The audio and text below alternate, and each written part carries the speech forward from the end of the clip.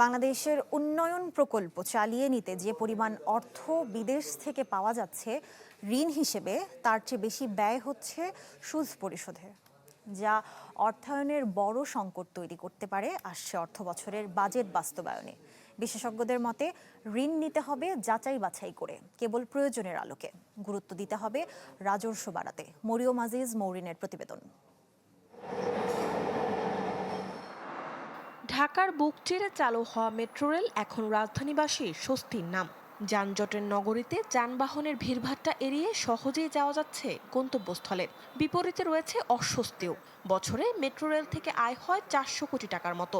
প্রায় 500 কোটি টাকা পরিশোধ করতে হচ্ছে প্রকল্পের ঋণের বিপরীতে, যা চাপ তৈরি করছে সামষ্টিক অর্থনীতিতে।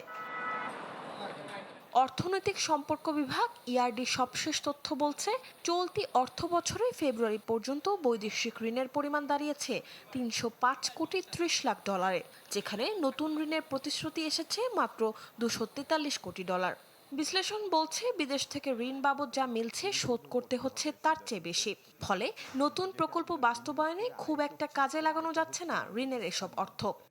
যেটা একসময় 1%-এর নিচেই বেশিরভাগ ঋণ ছিল, এখন কিন্তু সেগুলো বেশিরভাগই নন কনসেশনাল 3-4%-এ আমাদের গ্রহণ করতে হচ্ছে। আমরা যখন নেগোশিয়েট করব, সেই নেগোসিয়েশনের সময় আমরা যাতে চেষ্টা করি যে আমরা কতটুকু আমাদের এই ঋণ যে শর্ত, এই শর্তটা আমাদের দেশের অনুকূলে রাখতে পারি। সেটা সুদের হারের মধ্যে হতে পারে, সেটা গ্রেস পিরিয়ড, সেটা ম্যাচুরিটি পিরিয়ড, রিপেমেন্ট পিরিয়ড যেটাকে আমরা বলি, যে কত বছরে এটাকে শোধ করতে হবে। দায়িত্ব গ্রহণের পর জনবান্ধব নতুন প্রকল্প গ্রহণে উদ্যোগী সরকার, যা বাস্তবায়নে লাগবে বিপুল পরিমাণ অর্থ।